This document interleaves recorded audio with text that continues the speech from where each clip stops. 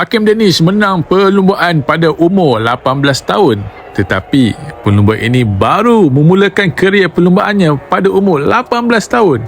Dan akhirnya dia menjadi pelumba tertua yang pernah bergelar juara World SBK dalam sejarah.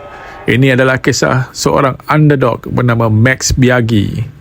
Ketika kebanyakan pelumba MotoGP sudah mula berlumba sejak 5 hingga 8 tahun, Biaggi langsung tidak mempunyai latar belakang perlumbaan motosikal. Malah cita-citanya ketika muda adalah menjadi pemain bola sepak profesional. Dalam dunia motorsport, pengalaman adalah senjata utama.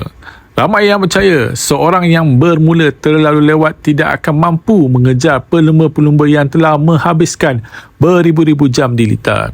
Namun, Max Biaggi memiliki sesuatu yang istimewa, raw talent. Dengan bakat semula jadi yang luar biasa dan keazaman yang tidak pernah luntur, dia berjaya menewaskan segala kebarangkalian. Biaggi memenangi 4 gelaran dunia 250cc berturut-turut dan kemudian mencipta sejarah dalam debut kelas 500cc apabila meraih pole position, lap terpantas dan kemenangan dalam perlumbaan yang pertamanya.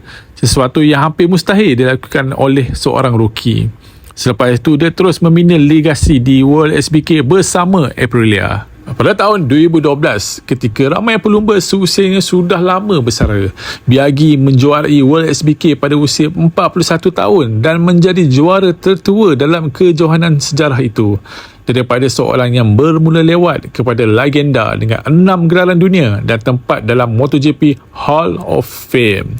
Kisah Max Biaggi membuktikan bahawa kadang-kadang bakat luar biasa dan determination mampu menutup jurang pengalaman bertahun-tahun.